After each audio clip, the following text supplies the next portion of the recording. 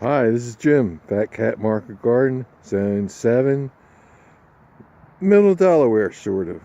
And it's about 3:30, 38 degrees, March 2nd. And this is a short tour because Sean from Edible Acres said he's going to let us post a video. So, there's a compost pile here. There's one of them. And that's there. That's some grasses I have healed in. I'm going to use them. Landscape companies discard them. And when they were bringing me some leaves over, here are two of my strawberry beds from here down. Right along here, I put some Chinese garlic, and right here is a large strawberries, new variety of large strawberries, and they got covered over right in here.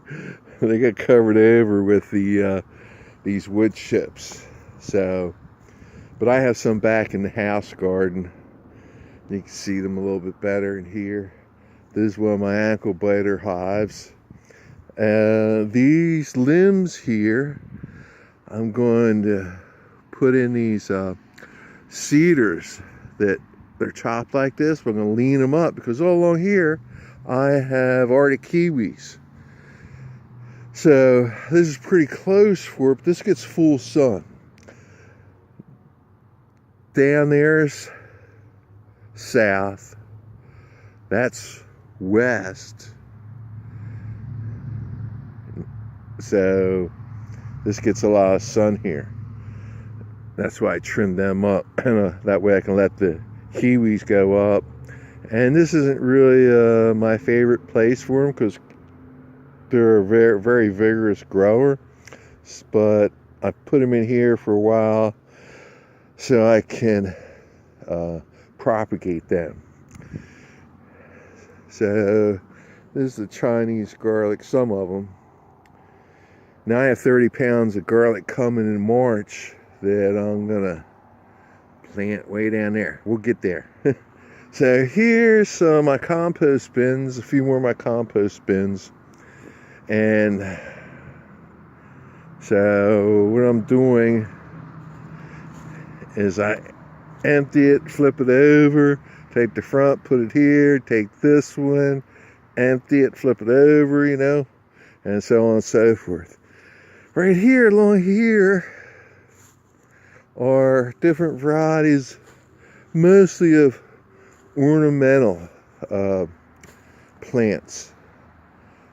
Hibiscus, different hibiscus, 3 varieties of forsythias, blood quince. There are coreopsis back there, so like moonbeam. I think they're called, I forget the name, I couldn't pronounce it. There's some Rose of Sharon right there. And right here is these are gardenias here. We'll see if they make it through the winter. So I have about 200. Now along here are 3 different varieties of blackberries, 2 thornless and 1 thorn. These are some elderberries, some other plants I planted. See, one of the trucks ran this one over, son of a gun. I got to put a stake right here in the corner. They'll do that. One of the chip trucks. They have their respect. They don't look. They just whiz around. The guy that owns the chip company who drives the truck is from Central America. He drives like it too. So in here I have like 5 different varieties of non-patented hydrangeas. Annabelle, PG, Silver Dollar. What's this one here? Let's look at this. There's another Annabelle. Oh, I got so many varieties I don't really remember. I'm a little bit flustered right now because I want to hurry up and try to get this video and not be real long about it. This is one bad thing about plastic tags. This is a magnolia, this says here. Let me see if this is Yeah, another magnolia. This is another magnolia, but a different variety. We have a few different varieties of magnolia trees here. Back there, there's fuzzy looking things. I don't know if you're going to make it. They're gardenias or jasmines. There's a hugel mat here. I got covered with wood chips.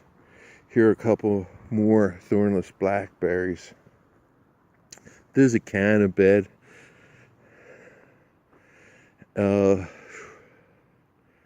Now, down in here also, here, let me walk through here. I'll show you, and I'll have to backtrack. So, right in here, it's got taken over by weeds, but I have some regular comfrey and some horseradish, and that's a jujube right here. Let's see, this is Sherwood. So I have some other jujubes. That's for climbing hydrangea that shouldn't be there. It's too much sun. Let me get through here. Isn't it another one of my beehives? That one up there is an ankle biter. That one right there. It's an ankle biter. Here's my sandbags, my little potting shed. So let me walk over this way here. I'll cut through maybe.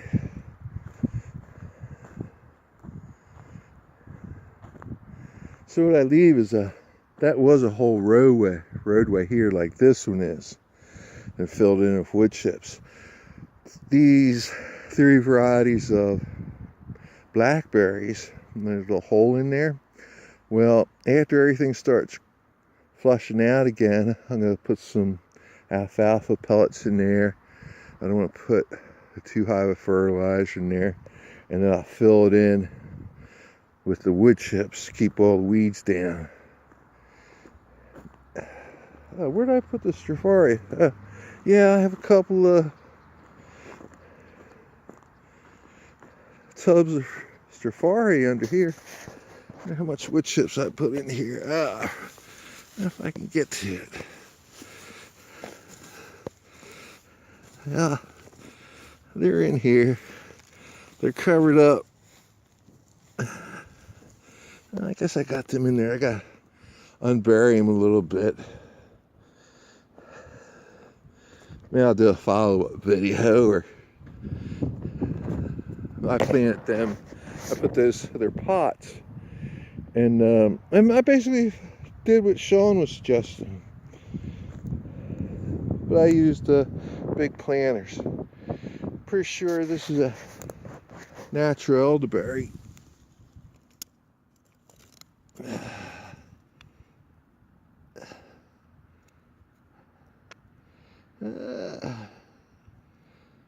Yeah, elderberry, Sambucus. There's different plants in here. Now these are all edibles in here. Yosterberries, currants. That's a pawpaw down there. So I have some pawpaws in here also. Some figs. The problem for me, what happened last year, well, October of 17, is I got rear-ended, and I couldn't use my arm, and they had to do a rotator cuff surgery. And they cut the tendon and bicep muscle off your shoulder bone there, socket, and then they pull it out, dislocate it, and then sew it back on. And so that hurt. So May, that came off, that apparatus, and then they found out that they had my hand still wasn't working, and they found out they had to operate on my elbow and my hand, and then I didn't get that off until 1st of October. So last year, end of 17 was sort of, got the better of me. But I'm catching everything back up. Okay, so yeah, and these are mostly ornamentals now, but these are all edibles here. Here's my well. I have to get that hooked up. Hopefully I'll do it this year. And I have some black elderberries here. Now, let me cross the little road here. These are, now we bought this place about 3.5 years ago on auction, and these trees were here. It's was built in 1867, the house we live in the barn. But this is my main worm bin back here. It's like a 100-gallon feed tub down in there. Yeah, 100 gallon. So I have it here, and I cover this whole thing over with leaves. And I left the entrance, the port, drainage port open. But when it's warmer, I'll close it up and save the water, or save the worm juice. That little white truck has over 350,000 miles on it. My friend gave it to me. I used it around the farm. There's another one of my little compost piles. These are the chickens. If you look back in there, that's just filled with leaves. And so I bring it out in the springtime, and it gives me a pile of compost like this. Now under here, I have some, let's see, it's like goat waste, and I covered it, goat bedding. I covered it over with leaves. So, okay. Okay, on we go. Let me hurry this up, get this in here. Okay, I try to raise hygienic bees, so I don't have to treat them. So I sell nukes, queens, nukes, which are, big nucleus hive, and I get inspected by the state apiarist. They come over and inspect it, make sure everything's okay. So my thing is that I want to raise these bees. They're genetically superior because they are prone to less diseases. So I got a really good grades when they came over and inspected. Now here, right here, down along behind the beehives, is my row of asparagus. I left it up so I can tell where I'm going to mulch. At the end, I have ones that I just planted last year, someone gave me. This here is a row of yastaberries. It stops and then continues with figs. And then in the center, we walking past, I have more of that Chinese garlic from the store. These are mums over here. I just left them. I have to finish wood chipping the rest of that greenery there.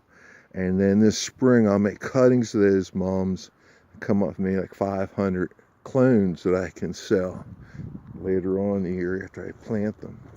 This is my blueberry patch here. I have maybe 80 blueberries in here. I'll be filling all this.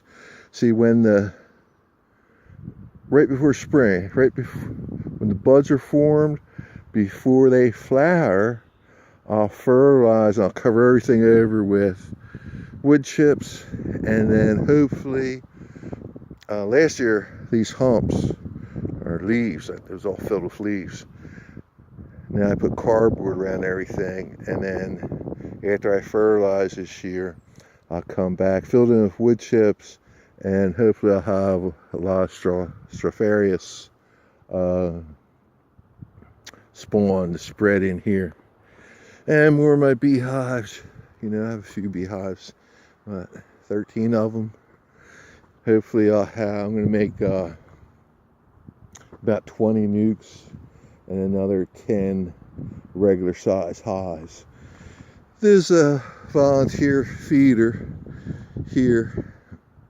When the weather's warmer, they go in there, the bees, they get the feed, the pollen, substitute pollen, then they go back and deliver it. That's my stash of leaves. On the other side, I have a row of figs and gooseberries, currants, some other edibles. Over here, there are goji berries in there. Now, the wood chip guy, he also is, we made a deal. And he's bringing this firewood here, oak. And we're pretty near splitting it. He cuts it, brings it in, because he's cutting the trees down, so he gets it for free. Actually charges the people to cut it. He brings it here. I let him keep it here. And I'm going to sell it for him, because he doesn't really speak English. So the raspberries, this is all raspberries. So I'm going to transplant all these raspberries. I'm going to pot half up and then transplant the other half back along this wood line where it's shaded. That way they won't get scorched or I'm having a tough time scalded by the sun. It's not good for it. And you don't get a really good fruit that way. Back there, I have to take a little channel from that water back there back into the little drainage pond. And I had, well, we'll get over there. I'll show you what I've already done after I show you. This is a, so this is a silage bunker tarp. And so it's a tarp for silage bunker. I paid $148 for it. It's 40 by 100. Yeah, I've heard people online getting it for some place that charges like $298. That's quite a markup. Just need to find somebody that's feeds silage to their animals. Now, actually, a farmer gives me, who does silage, what they do is that when they have their silage in their bunker, they cut it off. So if it's a 50-foot wide bunker, 100 feet long, they'll cut 2-foot wide strip of the tarp off and let their animals get to it. And then when the animals eat so much, they'll cut another 2-foot strip of that plastic. So I get that also for dressing out the sides. Now, along here, those mounds you see, this is down in a floodplain. It's real low down there. So, there are jujubes and sea buckthorns. Yeah, I'm trying not to miss too much here. Go fast. Okay, so, okay. Now, this is my little pond here. You see how the water lays down here. It just rained yesterday, snowed, then rained. And I dug this channel to lower the level in here, and that way the water will drain out of this ground down and drain away. Now see, I have to dig another channel. See, there's a hoot man here. And that's just a pile of leaves down there. I have to, no, that's a hugel too. Well, anyway, to drain this, I have to dig another channel down along here. But for now, I'll come back. I just dug this out 2 days ago, a little bit more. Every once in a while I come back when I get a chance, it gets over 45, and I'll come and I cut it out a little bit more. But as you can see, it's pretty narrow. So what I'm going to do is around end of May, that's when the honey flow should be over. There won't be any more flowers for the bees to get nectar from. I'll put some logs in here, back it up, and so it stays moist, the ground stays moist in preparation for July, when July and August is hot, no rain generally. So I need to get this drained. See, I did the same over here. You see how it's holding water. You see in there how green it was. The algae's built up because I just did this 2 days ago. This is all new, getting it down, run off that way. So eventually I'm going to have them put all the firewood back in that corner. That is a logs I put on and stumps, whatever you call them. And I guess stumps are in the ground. But anyway, so they're like 1-foot tall pieces. And I made a big circle and I put leaves and wood chips, soil in there. I'm going to put some more wood chips in there. And I will put my regular comfrey in there. I also have Bocking 4 and Bocking 14.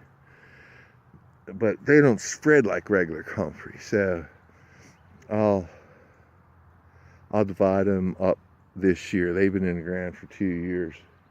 You know, getting bigger. So this is a little closer look at the silage bunker tarp. I spread that out today. You know, and so that's what this is I work at every day when I can get up and walk. And yeah, so I'm sure there's a lot of other things I'd like to tell you.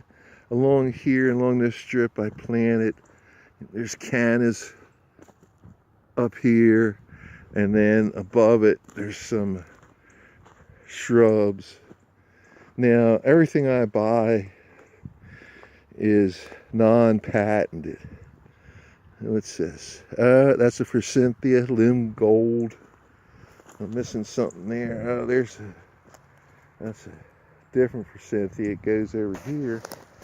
A lot of things happen in the winter. Compson Forsythia. And I'm sure I have some edibles in here. That's a hydrangea. Yeah, and there's my jujubes down along there, and that's a sea buckthorn right there. Got another one there. So, and that's the gojies. I have a big pile of gojies up there that I've been dumping the wood chips on, and I'll be able to sell them this year, pot them up and sell them. You know, so I need to sell a few things as I go. Make a little money here and there.